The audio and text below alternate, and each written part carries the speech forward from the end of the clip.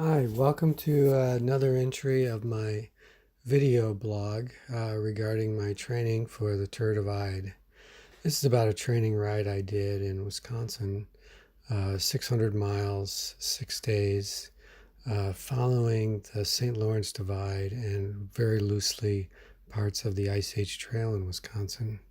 I started out on some nice trail, and this is a boardwalk here in Middleton. The ride starts in Madison, Wisconsin. Had a few detours along the way, some bridges out. On one day, I had to turn around numerous times. Better route planning, so I learned a lot about the route. The St. Lawrence Divide, it divides uh, two main watersheds in Wisconsin, one draining to the Gulf of Mexico through the Wisconsin River and the Mississippi, and the other draining eventually into the Atlantic Ocean through the Great Lakes. And it is the Fox River shown, the canal to the Fox River shown there, that in Portage, where I pick up the St. Lawrence Divide. Getting over the St. Lawrence Divide is not a big deal. There's no high passes, but there are some fun farm roads right here in Portage. So that was a little bit of fun there. Some rocky descent and a nice climb. I camped that first day, a dispersed camp. Had a sort of a nice little place in the middle of nowhere. It was really quiet. I took a hiking trail in a ways, so I shouldered the bike. When I shoulder the bike, I don't actually lift it. I use my back like the fulcrum of a teeter-totter and let the bike's front weight lift the rear weight. It's hard to see, but I'm putting my head down so that the top tube is on my one shoulder, and then we just flip it up by rocking our hips and don't have to bench the 50 plus pounds. Yeah, it's a pretty happy situation, and I can walk out on hiking trails without any leaving a trace of my bike. And so that's how we started day two, and from there things got interesting. Well, day two started out with some nice roads and a pretty good roll, but it got more and more interesting as the day went on. Turned out to be 127 miles, and I had some really interesting sections, uh, including some bike path. The bike path out of Wittenberg is a little weird. And then I ended up on this very rocky, rolly, uh, middle of nowhere old logging road on my way to Jack Lake as the sun was going down. I finally got to the Jack Lake campground after dark and a detour due to a pond that busted its banks and has taken over part of the road. So that was a really interesting day. I had to navigate on the fly, finished in the dark, ended up dispersed camping because the campground was closed. They apparently don't open till next week. There's a picture of the road. I don't know if I have a picture of the pond, but the pond was probably 6 or more football fields in size. So it was draining a large volume of water, and I couldn't see the bottom. So I decided not to chance stepping in there. This is now we're getting toward the following day. This is day three, and we got some high temperatures in the 30s Fahrenheit, and we got a really nice crossing of the St. Lawrence Divide. There's a group preserving these old logging roads, and they're pretty marvelous for bikepacking. You know, there's soft sections, a lot of that because we've gotten a lot of rain. This is their sort of network of trails. I know you can't read that, but they don't tend to go at point A to point B, and I was kind of counting on that to get to Pine Lake, which I didn't get to. So that just wasn't possible because of situations like this. The routes I chose were snowmobile routes, which in the spring just revert to swampland. So I did numerous turnarounds on day 3 just to keep going, making some forward progress. And then that night I stayed in a hotel. And same at the end of day 4, I stayed in a hotel because, again, high temperature for the day was 34 degrees with rain. And I really got frozen. I only put in, say, 100 miles on day 4, and it was a really tough day.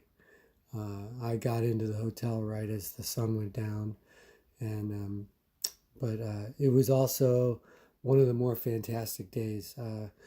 The gravel road I chose between Tomahawk and Ogama was very remote and just absolutely gorgeous. When I started on this gravel road, I could see 2 or 3 tracks left by cars that had been through there the day before or earlier in the morning. And as I went on, that became 1.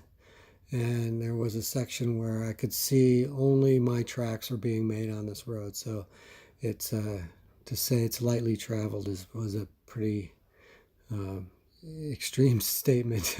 I mean, pretty overkill. What's the right word? An exaggeration. So in any event, this is the pictures from Timms Hill, which is the highest point in Wisconsin.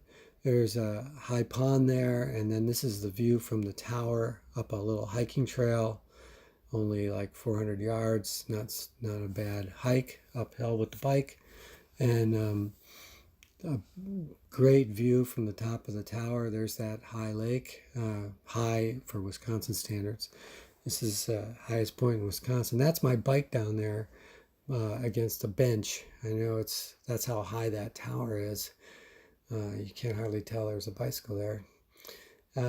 So that was a really huge shot in the arm. I felt really great after this. Cruised into Ogama.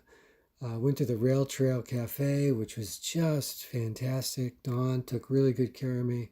And blueberry pie, BLT, just hot cider. It was just perfect boost. And then I had some more rail trail into where I was staying for the night. Where I stayed that night was Medford, and the name of the rail trail was the Pine Line. And this is a picture from that. They recently did some work, replaced the bridges, which provided some bunny hopping opportunities because they hadn't worked the edges of the bridges yet. But that's all good. Really pretty trail. This is what it looks like in Medford. There's a dam there, and the sun, as you can see, the sun was going down on this 100-mile day. Day 5 and 6, we started out with some gravel road on day 5, which was 112 miles, and a beautiful day. Finally took off my rain jacket for the first time the whole trip. First day was not wet, but cold. Then here, some of that gravel road, not really very hilly, rolly a little bit, but pretty nice. And that was pretty awesome day. I got in, 6 o'clock maybe, pretty early. Some buffalo. Those buffalo were in the Sandhill Wildlife Preserve, where I didn't see any sandhill cranes, but I did see the buffalo. This is camping at Castle Rock County Park, which was pretty awesome. Hardly anybody there. Woke up to a beautiful sunrise for the last day, day 6, to get home. And that was mostly pavement that day. I realized I'm not hydrating as well as I should, so we got a V8 early in the morning, and that certainly helped power me home. I was home early in the afternoon. Then there's Burma Road, and I shot a little footage at the end of this. You'll see me climb this little section. That doesn't look like a hill, but it's a pretty good hill. Burma Road into the Badger ammo plant, which I call Badger Park, and it's has a much bigger, boring name. But that road was soaked, but still a lot of fun to go down the big hill. And I'm going to more or less end my talking with that sunrise, another picture of that dawn from the campground in Castle Rock. Yep, there I am climbing. After I get up, interestingly enough, this is Burma Road. The first cyclist I've seen in 5 days will appear on camera, and I'll leave you with that. I have to say 612 miles, 6 days, wonderful, wonderful tour.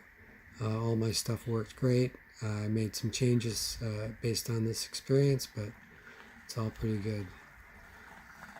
And this cyclist, I will say, is not as heavily laden and has 40 years on me, but also had the benefit of carrying momentum into the base of this hill. So I'm not making any excuses. I'm just saying he does quite well on it.